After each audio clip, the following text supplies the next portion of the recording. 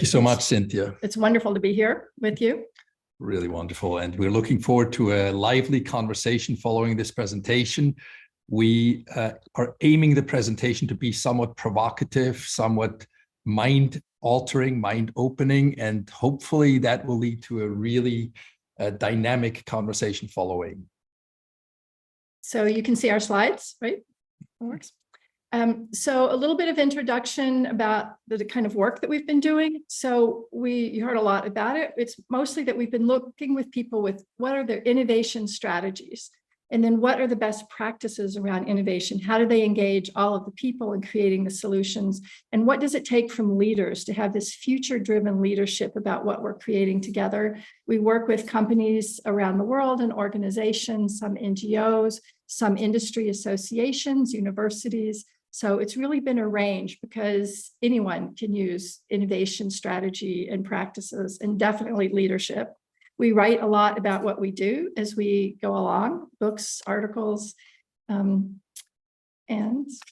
so we are actually at the other end of this beautiful bay of ours. We're in Silicon Valley, and as you can see, really interesting things are happening here. One of the things here is that this is a place, and we count North Bay to this as well. Actually, sort of all of the Northern California sort of space is that we're looking for signals that tell us where the disruptions are, what kind of opportunities are opening up. This is the place the world is looking to have that kind of insight and foresight.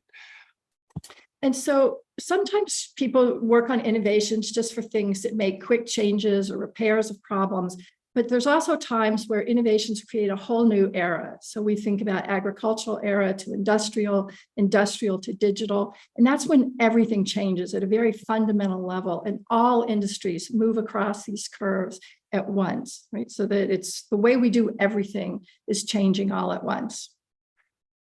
So just to repeat what I already hinted at earlier, that we are living in a really remarkable sort of geographic space where there's a very special dynamic here that's all about creating the future. Think of the gold rush, think of all the kind of marvelous things that have happened along this coast. And, basically, there's a way that typically we look into creating a possibility for the future. So when you're in one of those transformational times between the eras where you're still working at the top of the old era, because that's where the world is and where everything's working, but you're moving into the pioneering time of a new era, the kind of questions we look at in this blueprint to that, a future and a transformational time, is to first start out with signals. Where is the world going? So we don't just start with our own vision, but where is the world going, whether we go there or not? It's on the move. Who will we become in this world? And the who's a little bit more than what strategy, what products and offerings. It's really about also what's our core identity in that new emerging space, in that new era. Who do we want to be? What's our territory in that? And then how will we get there? How do we get this group of people to build this future together? So that's what Lisa was just alluding to is, we need to do this together, particularly in a world where things are really disruptive. How do we get together, understand what's coming our way, and step together? And this is actually people talking about what's that crossing the curve, the blue curve to the red curve on their map, talking about what it's going to take to cross those curves together and having a conversation with the leaders and their team.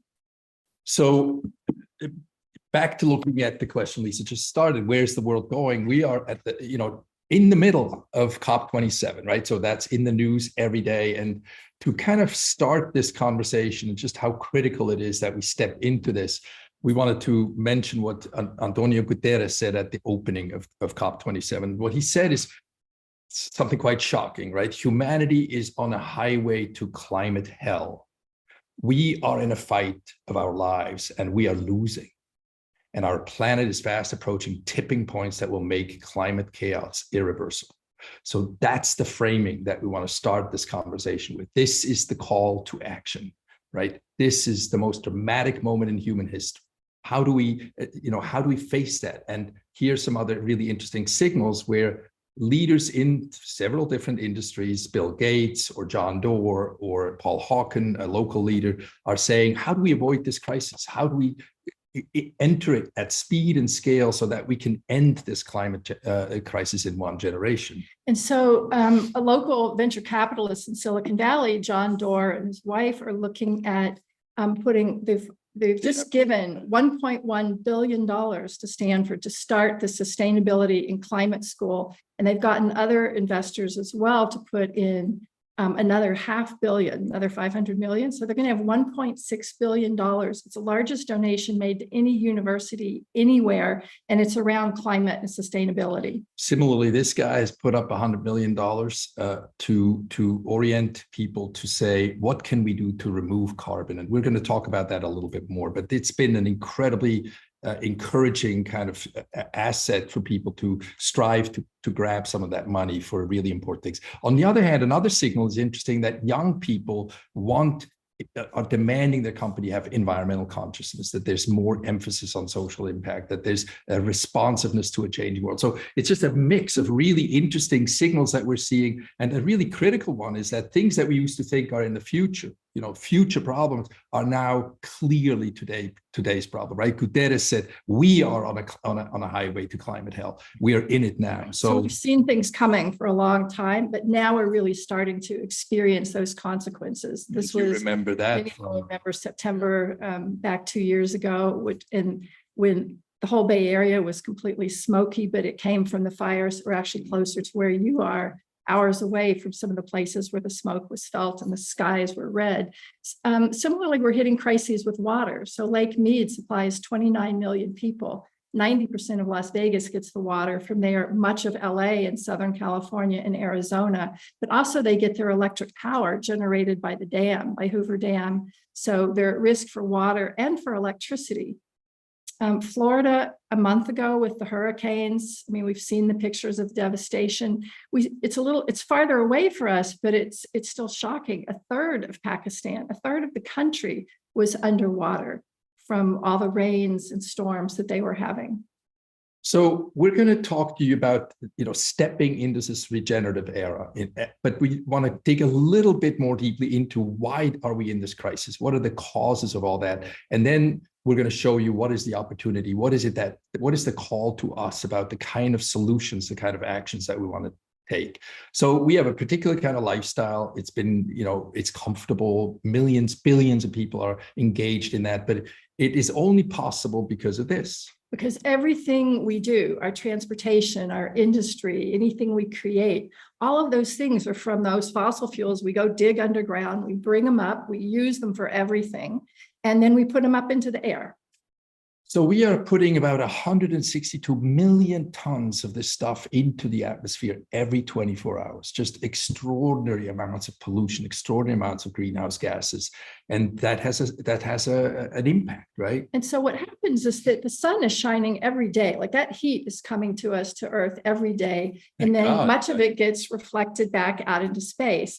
But what happens is that as we thicken this greenhouse gas, what that's actually doing is that it's creating this ceiling where that heat cannot go back out. So we actually have 1 trillion tons of the greenhouse gas that's still in that atmosphere, and increasing still every week, so that ceiling is getting thicker and thicker to keep the heat inside. Lisa was just talking about how it's increasing, right? So we continue, because of our particular approach to production and all our lives. We're continuing, of course, to emit these gases, these pollutions, and 60% of them remain in the atmosphere. That's our problem, is we have this legacy load of stuff in the atmosphere, and only 40% can be drawn back down into natural sinks. So by now, as Lisa just pointed out, we have 1 trillion tons of the CO2, which is it's a persistent molecule. It stays up there for hundreds of years, even thousands of years. And no matter what we do on the ground, that we cut the emissions right now completely, we have the weather that we're experiencing, the climate we're experiencing is mostly driven by the reality of what's already sitting up there. It's that ceiling that Lisa just pointed out. So one thing that has happened is that something remarkable has happened. For millions of years, CO2 was between 175 parts per million and 290 parts per million. Every 50,000 years or so, it would go closer to 175 and then back up to close to 300. But in 1950, we broke through that ceiling. never in the history of Homo sapiens, of our species, has the atmosphere been like that. And by now we're at 420 parts. No human has lived with the level of greenhouse gas we have today. It's a bit of a shocking thought. And we actually know what it looked like at 400 parts per million, right? At the time, 3 million years ago, when it was last at 400 plus parts per million, it was 3 to 4 degrees Celsius warmer than it is today. There was no ice in the northern hemisphere, and the water was 60 feet higher and 180 miles further inland than it is today. So we know what it means, what's coming, right? And so people will often ask, well, but wait, if we're already at that level of greenhouse gas that Florida was underwater, why isn't it underwater now? And so an explanation from Maureen Ramo, who's at the Columbia University and started their climate school. She said, it's like a frozen lasagna. You set the oven for 350, 425, you set the oven, you put in a frozen lasagna, you come back and look at it after a while, it's still frozen. You look at it a little bit later, not quite as frozen, but you know that it's going to reach the temperature where you've set the thermostat, and you know the lasagna is going to cook. There's a lag. Yeah. So we're in that little lag. That lasagna right now. Meantime, our oven is continuing to heat up further, right? So that's the problem, is we're on this trajectory exactly because of that legacy load up there. So the researchers are telling us where we're going. We know the path that we're on. So the oceans absorb a third of the CO2, right? But what that does in the oceans is there's also effects not just on land, but in the oceans. The carbon dioxide turns into carbonic acid. And so that's making the oceans much more acidic. And at the current rates, they will be 170% more acidic by the end of the century. And that's just too acidic for 97% of the life in the ocean. So we want to take a breath and not just go on to the next slide, that we shouldn't hear we're killing the life in the ocean and then just go next. To really be able to take in, because that's not our intent. I often think sometimes I wake up and by 9:30 in the morning, I've already done damage I never intended to do, So we're the first generation to know all of this. And there's different degrees of knowing it. You know it, you hear it, and then you know it deeper, and you know it deeper. We're beginning to really know what we know, because we're also the last generation that can do something about this. So we wanted to just go over that to kind of give you a better sense of what is Guterres talking about in terms of this highway to climate hell, right? This is the thing that highway is made of. And so there's an interesting sort of psychological challenge we all have to face, which is that we are used to this gorgeous planet, right? How lucky we are to be on this beautiful, familiar, verdant planet. But the reality, of course, is that we actually have landed on a new planet in a way, right? We are finding ourselves in a very different place. And our task now is to actually reestablish the Earth as a hospitable planet through reducing emissions, to removing what's up there and restoring our biological spheres. So it's up to us to transition it through our work. And now we want to move into that conversation, is how do we actually actively promote stuff that repairs, that restores the planet that is going to be livable over the long term. So that's our background. Now we want to talk about the opportunities that creates, right? There's something very critical that's going on. So if we go back to those eras, like here's, the agriculture, industrial, digital, but actually we're hitting a wall. We're on such a roll. We have so many great new digital technologies and AI and predictive maintenance and autonomous, anything that moves, but we're hitting a wall because nature's saying, wait, remember me? All of these things are happening on a living biological planet, and sometimes the wall's hitting us. This is Phoenix, where my brother lives last year. But we're also, the way we've done other eras, we're starting a whole new era, this regenerative era. So we're at that very pioneering early point of this new era. And it's really a question, can we build it fast enough? Well, we've done this before, and we've industrialized everything. We've digitized everything. And that's really our appeal to you, to this group that's here today, is let's step into that, recognizing that this is really where we're heading. Why not actively step into it, right? So Swiss Re just put out a article, a piece of research where they said that the climate economy is about to explode, right? Fighting climate is going to cost $150 trillion, Bank of America says. So there are already numbers attached to this regenerative economy. Not only is it a regenerative era, it's an economy that's built on that new era. And that's our appeal And to it has you is massive amounts of money in it at the moment because people are actually recognizing how urgent the situation is.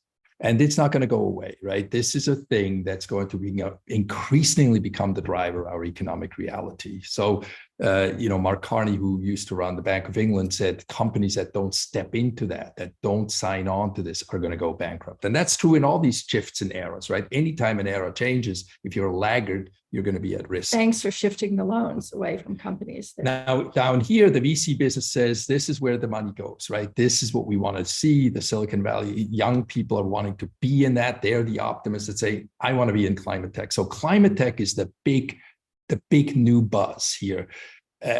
And so it's grown by 80% from between 2020 and 21, reaching $58 billion.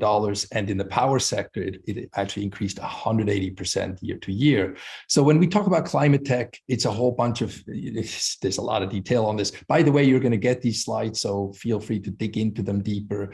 But it's about the food system, about renewables, about mobility, new ways to get around. It's about storage of energy storage, et cetera, right? So about what's getting financed. And exactly. And this is an incredible growth territory. People like Bill Gates are getting involved actively in it. He put in $1.5 billion and got more money from his buddies. So he's actually working with other leaders from around the world. So he has Jack Ma from Alibaba, or Reid Hoffman from LinkedIn, or Richard Branson, Jeff Bezos. So, right. And leaders from lots of different countries all around the world are moving into this as well. And you can also, if you go on Breakthrough Energy Ventures online, you can see the kind of energy startups that they're looking at and what the new technologies are. So there's a lot of new things on the horizon, new kinds of companies emerging, and new funding and support from world leaders going into that want them to succeed. So it's a time for moonshots for all of us, right? And so here's a few more signals. One is from Walmart, right? The president of Walmart says, as a society, we're at an inflection point. If we don't step in now, we may not have an opportunity to do so later, right? These are incredibly important messages to hear from our leaders. And then Google is doing this as well. So they've committed to be carbon free by 2030, not just negative where they'll be putting carbon up into the air, but then taking it out somewhere else with offsets. No, they're looking at how to run their own operations carbon free, 24 hours a day, every day of the week, every week of the year. What's really interesting about those kind of big projects that these large companies are doing is that they realize that by making these commitments, they create whole new industries, a whole new set of new jobs. And that's really that's what it takes. It's an interesting dynamic. So interesting, Nestle, they're investing $1.3 billion. But what's really interesting there is that they're investing the money so that their farmers, their suppliers can move into conservation, into regeneration of water cycles, into a totally different way to approach agriculture. That's sort of another really important signal, right? And then you have a lot of local companies. We just picked up a few, but some say the future's in our hands. There's something from your climate center up there, which is a remarkable resource. If you haven't connected to it, please check them out. It's a quarry operator that is making a really big impact on how to be a climate leader.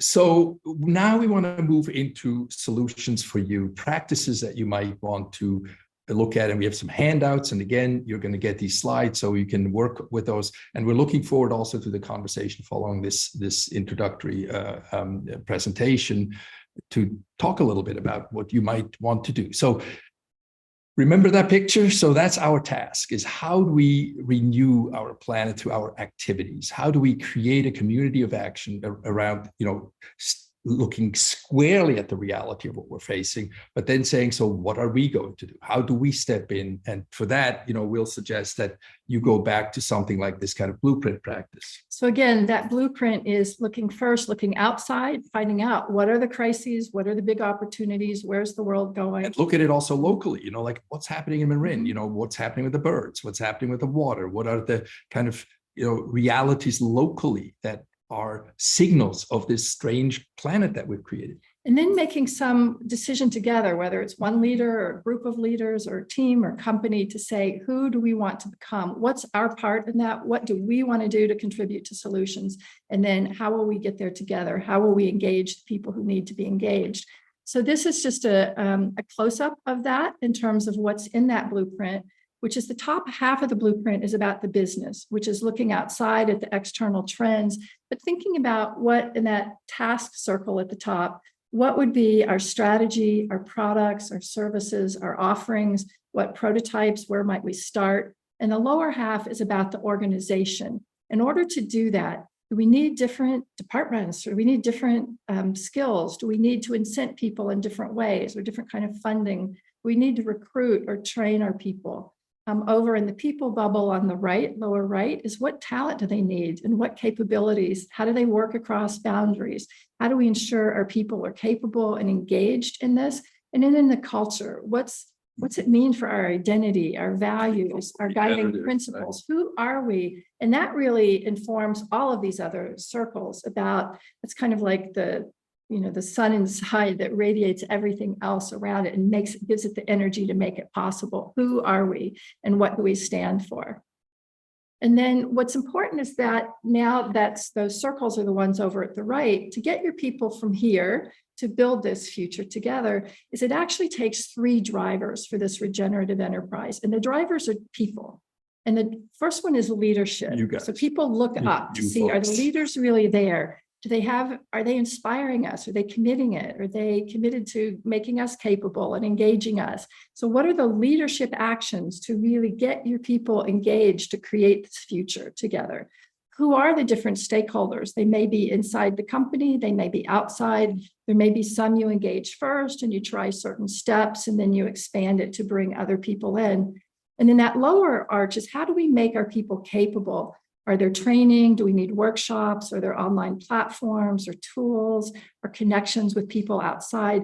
That's the capability building, or the courses or the leadership institutes. Are there the collaboration with other leaders? Effectively, right? Yeah, connecting with other people in the other groups around you who are wanting to do something similar. So what does it take from leaders? How do we engage our people and how do we make them capable? So once you have a blueprint like that, and by the way, that's in your handout, it's also again in these slides, feel free to go back over them, but that gives you a chance to now settle on what is our footprint, right? The footprint is, what could we reduce? Where is our emissions? What can we do related to our greenhouse gas emissions? The second is the handprint. What are we going to actively do to take the situation to our hands? What are the highest impact actions that we can take for climate restoration, right? That's the exciting aspect of all this, is to step into it with conviction, with the kind of capability to draw your people into it, and then together to have a voice for this, right? It changes, Lisa made the point earlier about, it's a shift in identity. Once you grasp that identity, you can speak about it. You can step out, you can join others and say, how do we together engage at a level where we stand for this, where we take, we give it voice. You want to talk about a couple of quick examples. This was one group that wanted to put solar on their roof to get green energy, but then they realized that they didn't have that much roof space, and they were surrounded by some areas that were ag lands and lots of farmland that could also handle the shade. And so they said, great, can we put solar on your farms? And they actually were able to put much more solar than they could have on their building, and it made it a whole community effort. It added new capabilities for the farmers. Right, they're calling it voltaics. Right.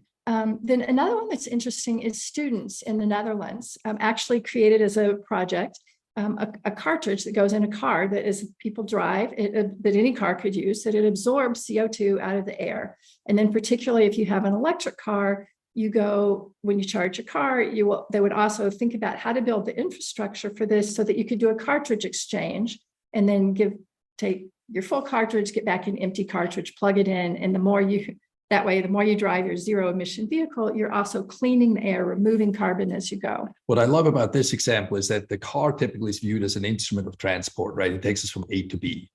But what we're seeing here is with this new consciousness of we need to restore our planet, it can become an instrument for restoration, right? And that's really something that is interesting. So now to Lumi. Here's one of the local businesses near us, and Fuki Sushi is this wonderful Japanese restaurant that's extremely popular.